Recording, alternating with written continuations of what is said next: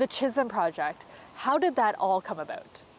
The Museum of Immigration at Pier 21 in Halifax wanted to have oral history stories. And so a historian came over named Emily Burke. We arranged it to have 6 to 7 stories across Canada from different groups and different entry points within Canada to talk about life in Tibet, life in India, and life in Canada. And the reason we wanted to commemorate this is there's not going to be another Tibetan that probably has that experience. That was the journey of the first group of Tibetans to come to Canada. They arrived here in the early 70s, traveling from India, where they had been living as refugees after fleeing Tibet. So many people want to come to Canada. Tibetans were among the first non-European refugees to be resettled in Canada. Their arrival made possible after the government announced it would be sponsoring 240 Tibetans as part of its historic Tibetan Refugee Program. Next year will mark 50 years since the first group arrived. So the Chyssem Project is capturing the story of the first 50 years. They had a special time. They left Tibet when the Chinese invaded it, and then spent 10 to 15 years in India. And then after that time where they've settled some roots, had to make a decision to come to Canada. So we feel like that's something that's got to be told because it's like a pioneering thing where you're going to the unknown. And it's scary. And also, a side thing here is that the Tibetan experience is actually a pilot for refugees that the Canadian government put in place to see how well we would assimilate in, to see whether it was a good policy to bring more refugees in. That is my mother and father when they first came over from India. Deki Jamyangling's mother Yeshi escaped Tibet with her family when she was 8, traveling by foot to Nepal and then onward to Dharamshala, India. And was life hard in India? Yeah, making the road. The first thing with the Tibetans that came over, especially in my mom's age group, because she came over when she was 8, is they made them work on building roads in India.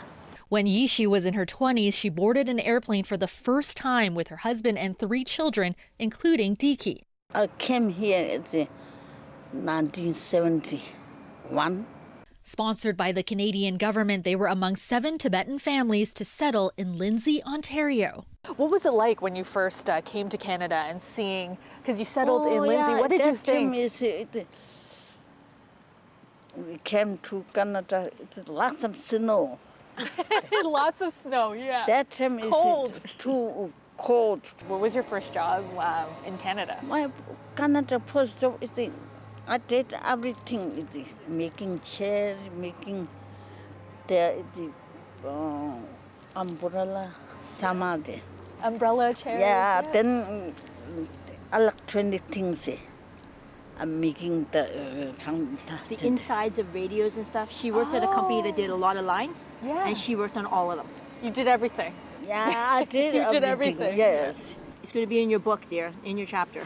Yeshi's story is among those already collected by the Canadian Museum of Immigration. The Chyssem Project is looking for more. Last month, it launched its website to collect information and encourage early Tibetan Canadians to submit their personal stories to be included in an e-book. So we've put some surveys together to try to understand the makeup of the first Tibetans.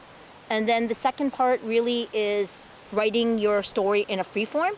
We're hoping to get 20 to 30 families to write a chapter each and talk about something that impacted them and something that they want to save so that all Tibetans that follow know what the journey was. There's a point where if we don't capture the story now, most of these people aren't all alive. Like my father is one of them and he's not here. My uncle is one of them and he's not here. So those stories will never be told. So we're at the cusp of a point where we have 20 families we're hoping will join in and tell their story, because in another 5 to 10 years, we're not going to have that opportunity. How do you feel hearing your mom's story and others like her? I think one of the things that that always hits me is the positivity. So my father, I went to the library when I was young, and I was looking through books, and I saw on the back of one of these books, I said, I'll look up Tibet. And I picked up a book, and it was by Noel Barber.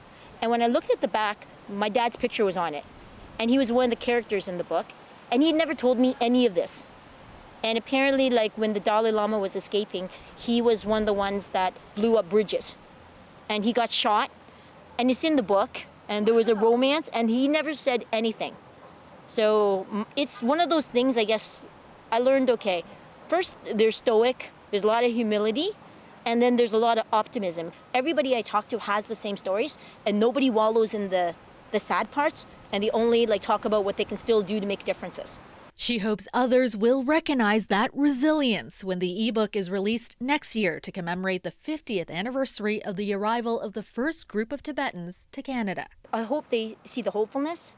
I hope they see that, coming here, you can see all the good around you, but there was always a struggle to get to that good, because that's, I think, what I see in all the families and what they've done.